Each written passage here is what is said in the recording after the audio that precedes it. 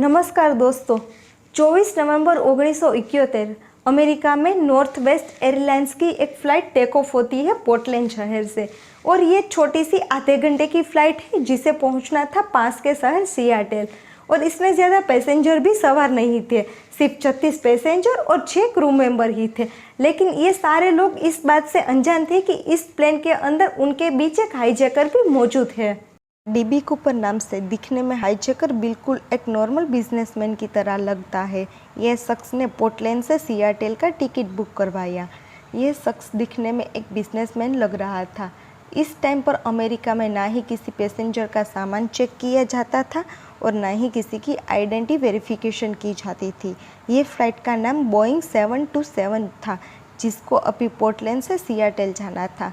Sunglasses लगाए हुए एक ब्रीफकेस के साथ ये पैसेंजर फ़्लाइट में सवार हुआ और फ्लाइट की सबसे आखिरी सीट पर जाकर बैठ गया और अपने लिए एक ड्रिंक ऑर्डर की और साथ ही सिगरेट जला ली। चल रहा था क्योंकि 70s में फ़्लाइट में स्मोकिंग अलाउड थी।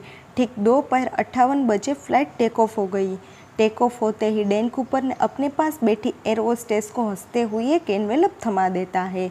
और ये एयर होस्टेस, जिसका नाम था फ्लोरेंस सेफनर, उसने जब ये चिट्ठी पढ़ी तो मानो जैसे उसके चेहरे का रंग ही उड़ गया, जिसमें लिखा था, मेरे पास बॉम्ब है और मैं चाहता हूँ कि आप मेरे पास आकर बैठ जाइए। फ्लोरेंस जब डैन कूपर के बगल में आकर बैठी तो उसने अपना ब्रीफकेस खोला, जिसमें डायनामाइट की 8 स्टिक और एक डेनोमीटर लगा हुआ था। मतलब कि फ़्लाइट हाईजैक हो चुकी थी और डैन कूपर की टोटली 3 डिमांड थी। उसको 5 बजे से पहले $2 लाख कैश, 2 पैराशूट के पेयर्स और सियाटल एयरपोर्ट पे एक रिफ्यूलिंग ट्रक रेडी चाहिए था। के अलावा इस जहाज़ में 36 और पैसेंजर थे, जिसको पीछे होने वाले इस घटना के बारे में बिल्कुल पता ही नहीं था। फ्लोरेंस जाकर पायलट को सारी बातें बताती है और एक दूसरी एयर होस्टेस, जिसका नाम टीना मैकलुम था, वह डैन कूपर के पास आकर बैठ गई, जिसके ज़रिए डैन कूपर अपनी सारी बातें पायलट तक पहुंचा रहा था।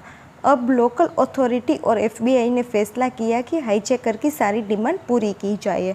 फ़्लाइट, जिसको सिर्फ 45 मिनट में सियाटल में लैंड करना था, वह पिछले 1.5 घंटे से एयरपोर्ट का चक्कर काट रही थी और प्लेन में बैठे 36 पैसेंजर को यह बताया गया कि कुछ टेक्निकल इश्यू के कारण की वजह से प्लेन के लैंडिंग में प्रॉब्लम आ रही है।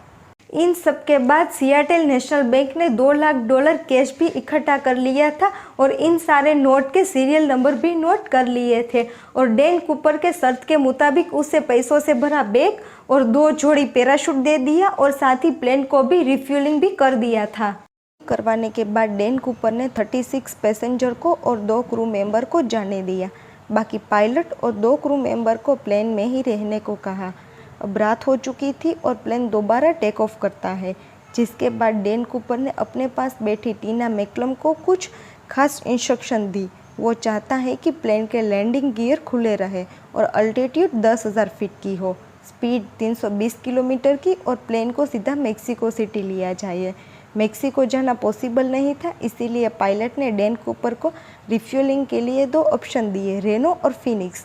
डैन कूपर रेनो के लिए मान जाता है। रात के अंधेरे में डैन कूपर टीना मैकलुम को पायलट के पास जाने को कहता है। जब टीना कॉकपिट का दरवाज़ा बंद करने के पीछे पलटी तो उसने देखा कि डैन कूपर अपनी कमर पे कुछ बांध रहा था। इसके बाद प्लेन की सीढ़ियाँ खुली और डैन कूपर वहाँ से कूद गया। 3 घंटे के बाद जब प्लेन रेनो में लैंड हुआ तो पूरा प्लेन अच्छे से चेक किया गया। तो ना ही कूपर था और ना ही कोई बॉम्ब मिला। इस घटना के बाद डैन कूपर का कोई पता ही नहीं चला।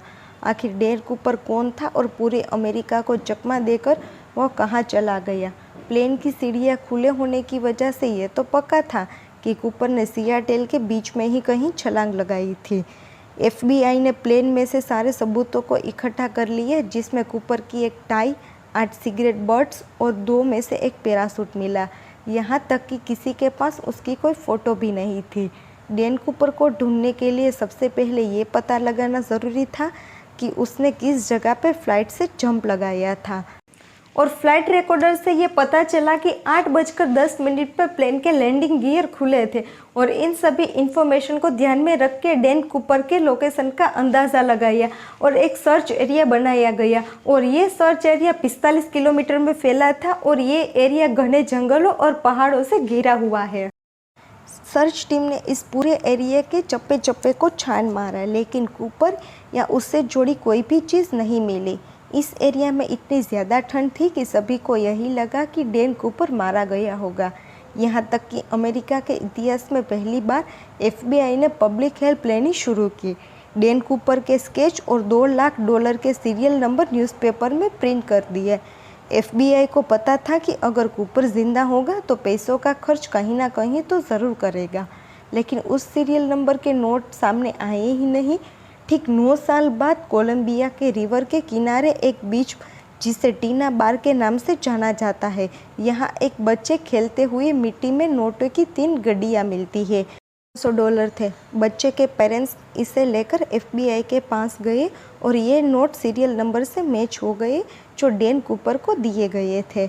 इस कामयाबी ने केस को सुलझाने की जगह और उलझा कर रख दिया था, क्योंकि ये नोट कूपर की ड्रॉप लोकेशन से 27 किलोमीटर दूर मिला था। ये पहले तो ये सोचा गया कि पैसे ड्रॉप जोन में से कहीं बहकर लुइस रिवर में डैन कूपर से गिर गए होंगे और फिर बहते बहते कोलंबिया रिवर में आ गए होंगे, लेकिन बाद में नोटिस किया गया कि कोलंबिया रिवर तो उसकी अपोजिट डायरेक्शन में बहती है, यानी कि पैसे लुइस रिवर से बहकर टीना बार तक किसी भी हालत में नहीं आ सकते।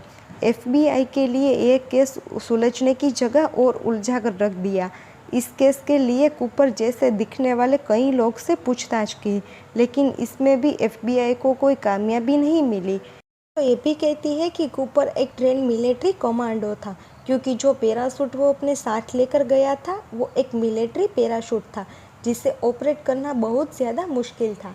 FBI के पास डैन कूपर के स्केच और एक टाई थी जिस पे लेफ़्ट साइड क्लिप लगी हुई थी, जिसे पता चलता है कि कूपर लेफ्ट हैंडेड था। पिछले 52 सालों से FBI को इस केस ने उलझा के रख दिया और इस केस की फाइल आज तक खुली है। ये एक अनसोल्डेड मिस्ट्री है। कोई नहीं जानता कि DB कूपर कौन था, कहाँ से आया और कहाँ चला गया। ये सब सुनकर आपको क्या लगता है कि उस रात जब DB कूपर ने प्लेन से छलांग मारी तो क्या कूपर इस छलांग को सर्वाइव किया होगा या नहीं किया होगा, और ये ऐसी हाईजैकिंग होगी जिसमें किसी को कोई भी नुकसान नहीं किया गया है। तो आपके हिसाब से क्या लगता है कि क्या हुआ होगा, मुझे कमेंट करके ज़रूर बताना। देखने के लिए चैनल को सब्सक्राइब और फॉलो कर दीजिए।